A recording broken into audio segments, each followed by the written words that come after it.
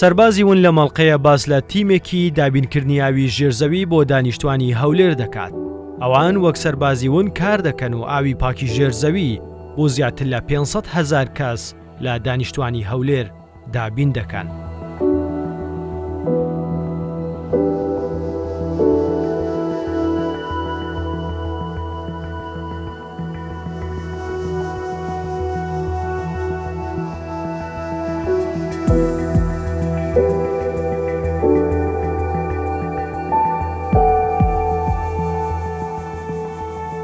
بەڕێوەبەراتی ئاوی و ئاوەڕۆ هەولێر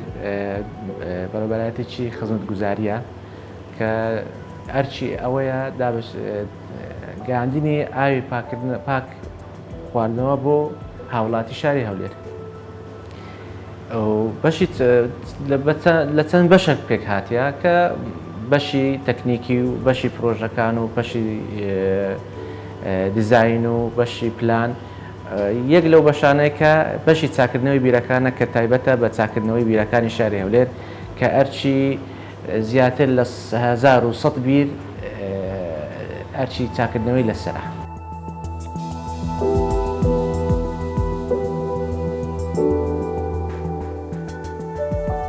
ئەم تیمە زیاتر لە 1190 بیر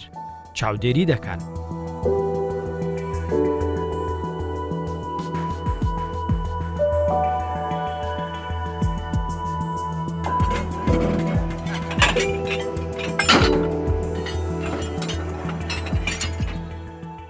بەشەشکەمانەیە کە بەشی جیۆلۆجی ئەوە تایبەتە بە لێدانی بیر کە ئەوە قۆناغی یەکەمە ئەو زامەدەین کە قۆناغی دووەم دانانی تاخم غەتاس کە شۆڕ دەکەینەوە لە لاو بیر حتا ئەو بیرە ئەکتیڤ بیتون و ئیشکاتن و ئاوی بگاتە هاوڵاتیان شاری هەولێر.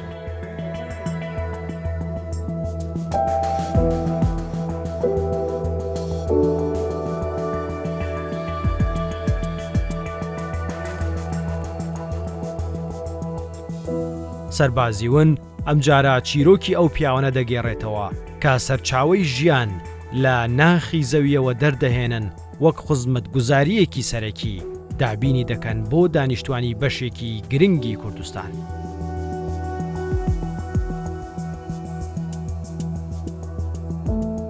گرنگی ئەو بەشەیە کە نێزیکە 130 لە بۆ 40 دانیشتوانی شاری هەولێر ئاو دەخۆنەوە لە بیری ئاو. ئەمەش وەکو بەشی چاکردنەوەی بیرەکان هەڵدەستی بە چاکردنەوەی ئەو بیرانە کە شکست چاودێری دەکەین و چاکردنەوەی دەکەین و ئیدامەی دەکەین تا بە شێوەکی ڕێک و پێک و باش ئەو بیرە بەکار دەکاتن و هاوڵاتی شاری هەولێر سوودمەند بی لەو ئاوەی کە دێتە دەرێ لەو بیرانە.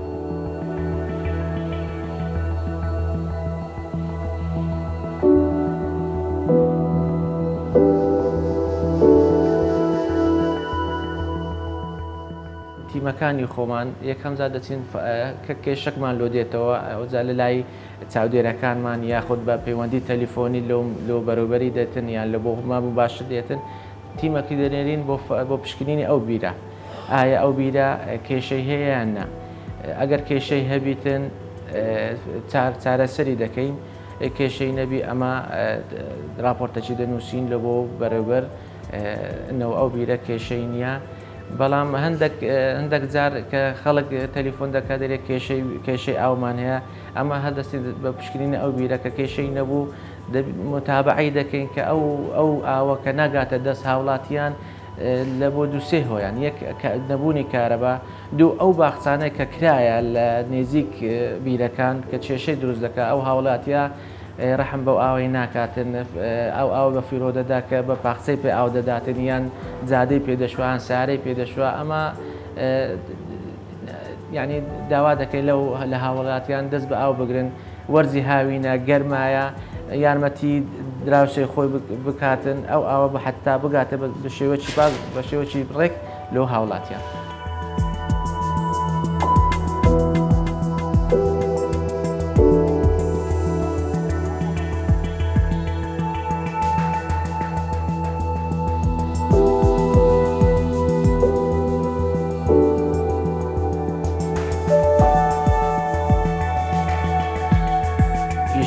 چاکردنی ئەو بیرە.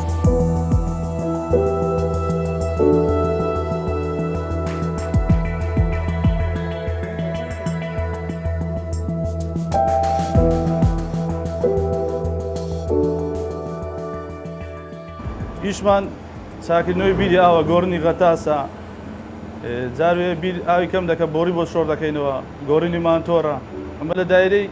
تیممانەیە ئی کارەبایی بیدایەت دەچن، ئەمە ڕۆژانە کاتژمێر 8 دوای نیوەڕۆ لە دەوامی تیمی کارەبامان هێدەچن بیرەکان فعاز دەکەن. ئەگەر سوتابی دێن بیرەکەی دەردەین دادنینەوە، ئەگەر ئاوی کەمی کردبی بۆڕی بۆ شۆڕ دەکەینەوە، ئەگەر خەرە کارەبایەشێبی ئەوە کارەبایەکەی چا دەکەین.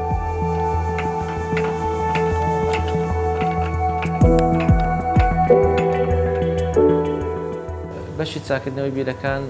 لە دوو بەش دەتوانین دابەش بکەین، تیمی کارەبا و تیمی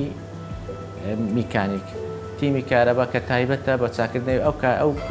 گرفتانەیە کە ئەو بیرە توش دەبێت لە ناحیەی کارەبا، لە بۆردی کارەبا، لە پچڕانی کارەبا، ئەوە تیمی کارەبا. تیمی میکانیک هەڵدەستی بە چاکردنەوەی ئەو بیرانەی کە ماتۆری دەستێتن، یاخود پمپی غەتاسی تێک دەچیتن، یان کێبڵی دەستێت پێویستە ئەو بیرە بێتە دەرێ هەتا کێشەکەی چارەسەر بکەین. ئەو زەحمەتەیە کە دێتە پێشمان، خاستە لە وەرزی هاوین کە کەش و هەوایەکە گەرمە، ئاستی ئاودا دەبەزێت، زۆر ینی تیمەکانمان ماندی دەبن تا هەتا دەگاتە ئەو کاتێک کە نێزیکە پاش مەغریبێ ئەمە هەر بەردەوامین لە کاری خۆمان و هەفتەی 5 ڕۆژ تا 6 ڕۆژ ئەمە لە کاری بە 20 سەعات هەر کێشەک هەبیتن ئەمە تیمان حازرە. وەکو معلومی جەنابتە پارکە کەرەنتین کراوە بەهۆی ڤایرۆسی کۆرۆنا، تیمەکانمان 24 ساعت حاضر بوو بۆ چاکردنەوە و چارەسەری ئەو کێشانەی کە ڕوو دەدات. لە بەشی چاکردنەوەی بیرەکانم ڕۆژانە ئیش و کار و کاسبیمە بەرێن کاریمە چاکردنەوەی بیرەکانە. چاکردنەوەی بیرەکانە بیر دەسووتێ ئێمە چای دەکەینەوە، خەرگبی ئاو دەبێت ئێمە بیرەکان چا دەکەینەوە، بۆڕی بۆ زیاد دەکەین. ئیشەکانمان زۆر هەتا برێ لە مەترسیدایە. 16 سال نزیکە 16 سالیشە لە دایرەی ئاوی هەولێرم. ڕۆژێکیان ئیشمان دەکرد جێگاکە زۆر ناخۆش بولایەکی دوو لای حەدیقە بوو کرێن نەدەگەیشتە جێگاکەی. ڕاست بۆڕیمان دەرهینا کرێنەکە لەسەر تاوەرەکانی کارەبای دانا، کارەبا لێدام تێی هەرداماولا، ینی زۆر بە خەتەریاتی لەهۆش خۆم چوو.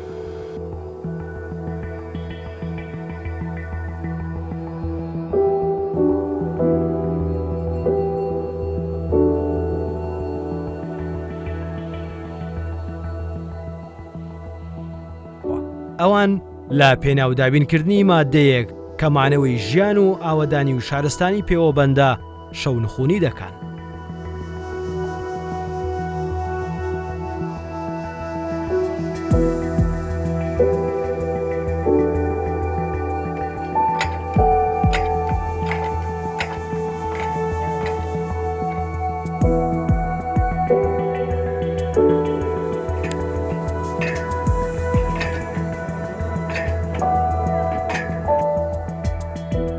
من شوفێرە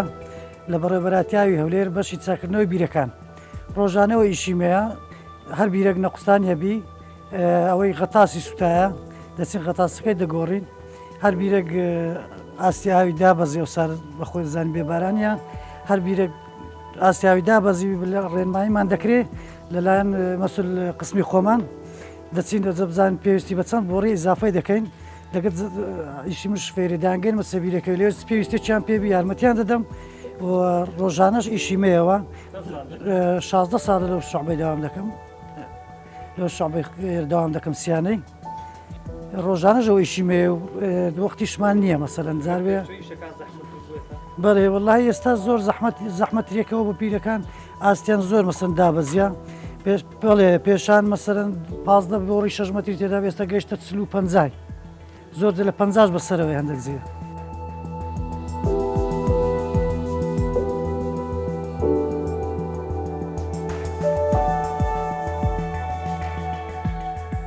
ڕۆژانە ئەوە ئیشیمێ ئەو بیرانە دەردەینین ئەو بیرانە دەردەین و دادەنینەوە تاخمەکەی دەگۆڕین و بە زۆری کێشەمان و دروست دەکات کارەبا زۆری بە پێش بیرەکان داهاتیا یان ئەوە تەیە ڕێمان لێ دەگری هەدیقەیە زۆر جار لە پێش بیرەکان دروست دەکرێت کە هەدیقە دروست دەکرێت بەڕاستی کێشەی لۆمە کرێنەکە گەورەیە 20 تەنە 25 تەنە هەتا دەهێنی ڕێکی دەیەخین بەڕاستی زۆر زەحمەتە زۆر جار هەیە ئەو عەمەلانە لە بەدەستی مەکە ئیش دەکەن مشکلە دروست دەبێت زۆر جار هەیە بەکە خەتی کارەبای کەتیا نەفەری بەڕاستی نەفەری بریندار کردیا نەفەر بە ئەوە بووە مەترسی زۆر هەبووە.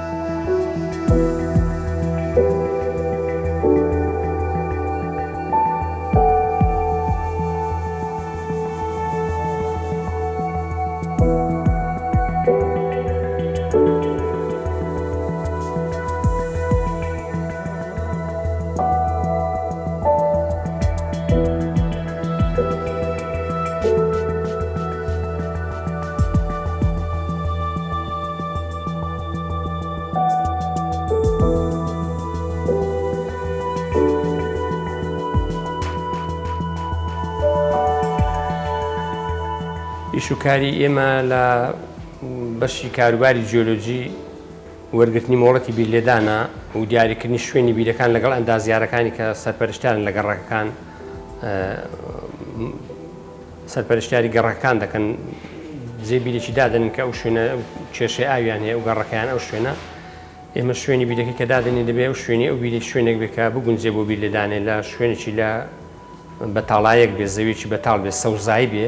لە شارەوانی لەسەر نەخشەی هاوپێچ لەسەر نەخشەی شارەوانی دەبێت سەوزایی بێ بۆ بیرەکە هەروەها کە لە کاتی بیرلێدانش ئێمە سەرپەرشتیاری بیرەکان دەکەین سەرپەرشتیاری لێدانی بیرەکان دەکەین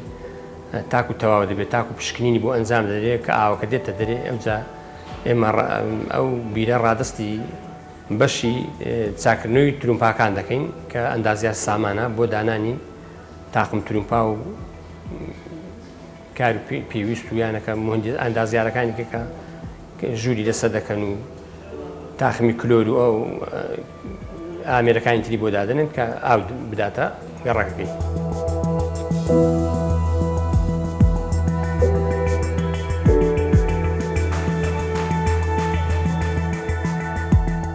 ئەم تیمانە ژیانی خۆیان کردووەتە قوربانی بۆ شکاندنی تینوێتی سەدان هەزار مرۆڤ.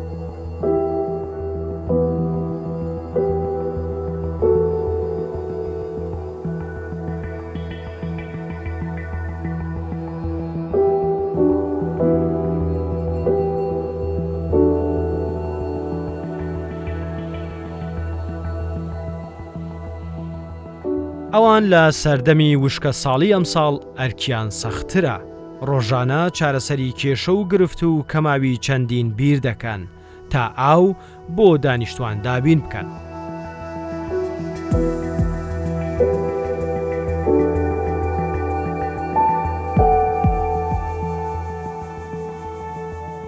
هەژدە ساڵە لە دایری ئایمە لە 2023 تاین بوومە ڕۆژانە کاری ئێمە بیردەرینان و دانانەوەیە وهروها زۆر هیلاچین بەڕاستی ڕۆژەیە تا سعات 5 وارە دەمینێنەوە ڕۆژەیە تا مەغریب دەمینێنەوە ڕۆژەیە تاخیرتر دەبین جاروێ زۆر ئەزیەتماندا لەسەر بیران عادیقە لە پێشمانە و کارەبا لێمان دەدا و ئیشمان خەتەریاتی زۆر تێدایە بەڕاستی ئیشەکەمان بیردەرینان و دانانەوەیە خەتاس دەستێ خەتاسی دەگۆڕین پمپی تێک دەچی پمپەکەی دەگۆڕین بۆڕی ئیزافە دەکەین وهروها ئاو دابەزیوە مستەوای ئاو زۆر دابەزیوە بە جۆرەی پێویست بۆ ئیزافە دەکەین.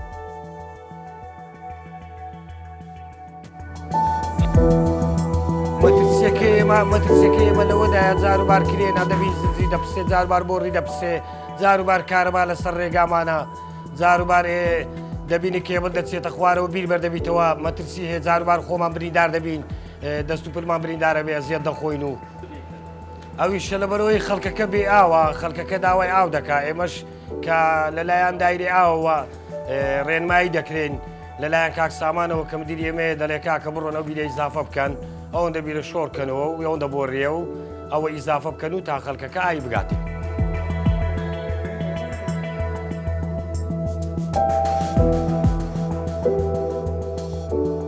تیمەکانمان بە شێوەی گشتی تیمەکان ینی ئەکتیڤن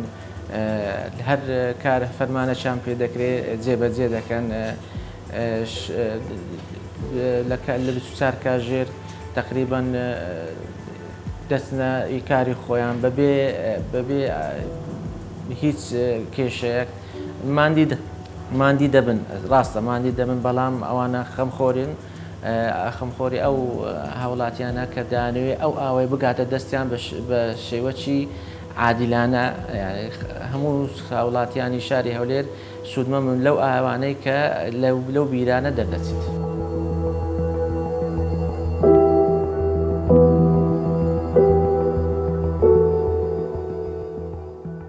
زەحمەتی کارەکەیان تێکەڵبوونە بە 400 مەتر لە قوڵایی ژێرزەوی کە کارەکەیانی هێندەی دیکە سەخت کردووە. ڕۆژانە ئەمە لە چاکردنەوەی بیرەکانی شێ دەکەین ئەم 20 ساڵ ئەمە لەو دایرێمە ڕۆژانەی شەکەمان یعنی 1000 قسوور بیر هەیە لە هەولێرە ڕۆژانەی ئەمە سیانەی بیرەکان یعنی ئیشی تەواو نابی ئەو ڕۆژ چەند بیر چادەکەیەوە سبەی سەرشکی عاتڵ دەبی یعنی پرۆسەیەکی بەردەوامە شەکەی ما سەر ڕای ماندووبوون و ئەوەی هەرچەندە وەزیفەی خۆمانە بەڵام ماندووبوون و یعنی ماندووبوون یەکجار زۆرە مەسەڵەن من کارەباییمە بەشەکی زۆری بێئاوی و بەشەکی شکست ئەوەکانمان لە کارەباکەمە کارەبا باش نییە ئەسکاگە کارەبا باش بیتن دەبینی بیر هەیە چەند سعات ڕۆژانە 6 سعات 10 سعات کارەبا دەبڕێ کە کارەبا دەبڕێ شەبەکە ئەو نامێنێ لە شەبەکەی کارەبا دێتەوە هەتا ئەو شەبەکە پڕاو دەبیتەوە یعنی ئەوە بەشێک لە کێشەکە بەشەکی لە کارەبایە جەوە ڕۆژانە ئەمە مەسەن تووشی کارەبا هەیە ڤۆڵتیەمان زەعیفە لە هەندێک بیران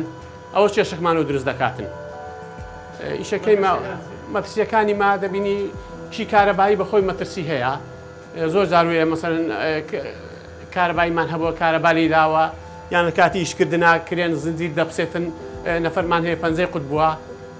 زۆر ئیشەکەمان مەترسی هەیە بەڵام ینی جەمعاتەکە بە هەموو سێتیمان هەیە هەمیان یعنی دەسۆزیان بۆ ئیشەکەی هەیە بەڕاستی سەر ڕای ینی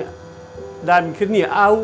ئەوەندە ئاسانیە بەڕاستی کە خەڵگووە یعنی بەس ئاوێتن یعنی بەڕاستی پرۆسەکەمان دیبوونی زۆرە و بەس جەمعاتەکەمان هەم بە دەسۆزیش دەکەن دەسۆزی لە بۆ ئیشەکەمان سەر ڕای هەموو شتەکە.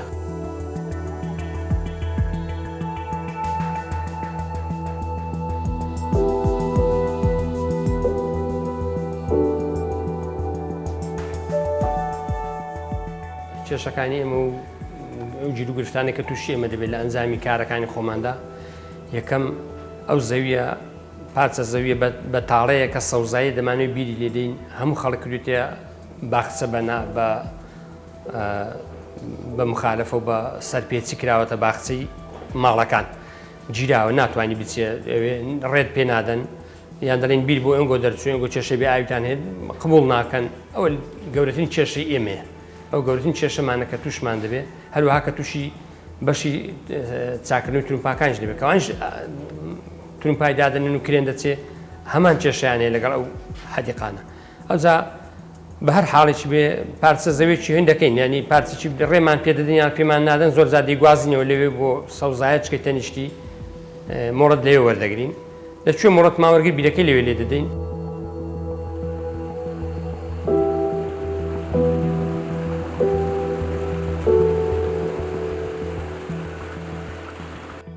ئەو پرۆسەیە تەمەەن لە هەموو شوێنێکی وەکو یەک نییە لە هەندێک گەڕێک ئاو زۆر کەم بووە ئاو زۆر دابەزیوە یان لە هەندێک گەڕێک هەر بەپێی تەبەقاتی جیۆلۆجی ئاو لەو شوێنەی کەمە ئاو لەو شوێنەی کەمە ئێمە لە گەڕەکان کە بیر لێدەین بەرهەمی بیرەکان وەکو یەک نییە بەپێی پێکهاتەی جیۆلۆجی چینەکانی زەوی دەگۆڕێ هەندێک گەڕێکمان هەیە مەسەڵەن بەرهەمی ئاولی باشە زۆرە لەبەر پێکهاتی جیۆلۆجی وایە ئاوی تێدا خەزنە ئاوی تێدا لە ناو تەبەقانی هەندێک گەڕێکی ئاوەکەی کەمە بەپێی ئەو تەبەقە زەوی ڕێگەی پێ نەدا ئاو خەزن بێ لەوێ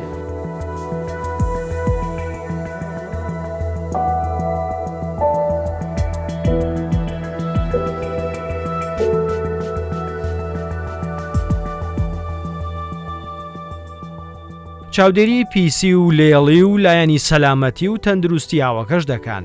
کە لە ڕێگەی تێستی تاقیگەییەوە ئەنجامی دەدان. سەبارەت بە بەڕێوەبەراتی ئاوی هەولێر کە ئاو لە ڕێی دوو سەرچاوە بۆ هاوڵاتیانی شاری هەولێر و دەوروبەری دابین دەکاتن. ئەویش سەرچاوی ئاوی سەرزەویە کە لە ڕێی سێ پرۆژە و متەبقی کە 135 ئاوی هاوڵاتیانی شاری هەولێر لە ڕێی 1990 بیر دابین دەکرێتن. ئەو بیرانە قوڵیەکانیان لە نێوان 300 تا 450 مترە بەجێرەی شوێنەکان و بەجێرەی ساڵانی لێدانی بیرەکان. تایبەتمەندی ئەو تیمانە لەوەیدایە کەوا دەبێتن مرۆڤی یان تیمی یان ستافی تەکنیکی بیتن کە لەو جۆرە کارانە ئیشیان کردبی بۆ ماوەی چەند ساڵێک و قدرەتێکی تەکنیکی و قدرەتێکی بەدەنی باشیان هەبێتن. لە بەڕێوەبەراتی ئاوی هەولێر سێ تیم هەیە، دوانیان بە چڕوپڕیەکی تەواوە، یەکەکیان بۆ کاری وردەوردە دەچن و دوو کرێن هەیە، هەروەها چەندین ئۆتۆمبیلیان هەیە و ستافەکە عودەی کاملی خۆیان هەیە بە بەردەوام ماوادیان بۆ دەکڕێتن ساڵانە بە حدودی 350 تا 400 هەندە ساڵ دەگاتە نێزیکی 500 ملیۆنیش مەواد چ لە ماتۆرات چ لە پامپ چ لە ئامێرەکان. بە کۆی گشتی ئەو تیمانێکە لێو کار دەکەن نێزیکی 6 کەس دەبن لە ئەندازیار، لە تەکنیکی، لە کرێکار، لە شۆفێر، هەروەها لە سەرۆکی تیمەکان و ئەو شخصانێکە لەسەر وەکو یارمەتیدەر لەناو بەشەکە ئیش دەکەن.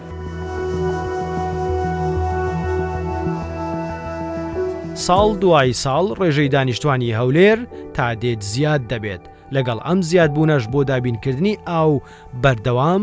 بیر لێ دەدرێت، بەڵام بەهۆی کەمی بارانبارین و زیادبوونی بەکارهێنەر ئاستی ئاوی ژێرزەوی لە دابەزیندایە. بۆیە ئەم تیمانە بەردەوام لە هەوڵی گەڕان و پشکنین و چاودێری ئەو سەرچاوانەی ئاوی ژێرزەوین. بیر بۆ 330 متر 300 تا 330 متر لە 2015 بە دواوە 350 ئێستا بیرمان ئەو دو ساڵە لە 2010 بە دواوە بیرمان لە 400 لێدنی 400 متر لێدەی. ئەوە بەهۆی دابەزینی ئاستی ئاوی ژێرزەوی. ئەوەش بەچی ئاستی ئاوی ژێرزەوی دابەزیەوە بەهۆی لێدانی ئەو هەمبیری کە لە هەموو کۆمپانیاکان و شارەکانی دەوروبشتی شاری هەولێر و هەروەها بەڕێوەبەراتەکانی کە و بەڕێوەبەراتی خۆمان کە بیری لە گەڕەکان زیاتر لێ دەدەین. مەسەڵەن بۆ نمونە لە گەڕەکەی بیرمان هەیە دەبێت بیر 400 متر 500 متر بێ ئێمە بیری کە لێ دەدەین. ڕەچاوی ئەو لوریانە ناکرێ، هەم لەلایەن خۆشمانەوە هەم لەلایەن چکە بۆ سوودی گشتیە.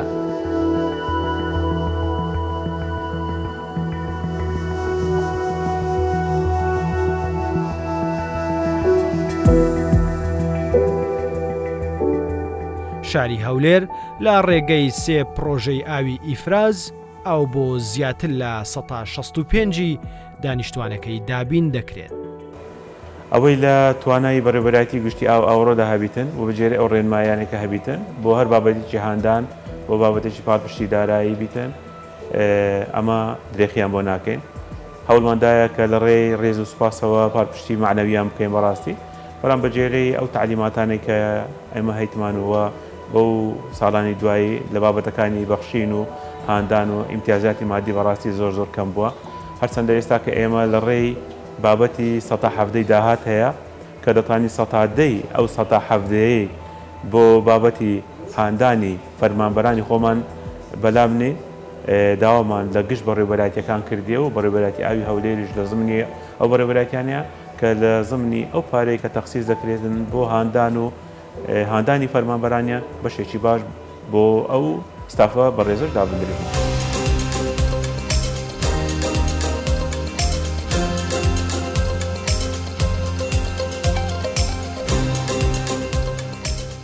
بە شانازیەوە دیاری سەربازی ون لە تەلەڤیزیۆنی کوردستان 24 پێشکەش بە تیمەکانی چاکردنەوەی بیرەکان دەکەین لە بەڕێوەبەراتی ئاوی هەولێر کە بەڕاستی مادوونەناسانە 24 کاتژمێر کار دەکەن بۆ شاری هەولێر. ئەو دیاریە پێشکەشە بە تەواوی تیمەکانی ئەم بەشە و بەشە یارمەتیدەرەکانیان لە شۆفێر و لە جیۆلۆجیەکان کە سەرپەرشتی ئەو بیران دەکە. زۆر سوپاسیان دەکەین لەلایەن خۆمانەوە. پیرۆزباییان لێ دەکەین.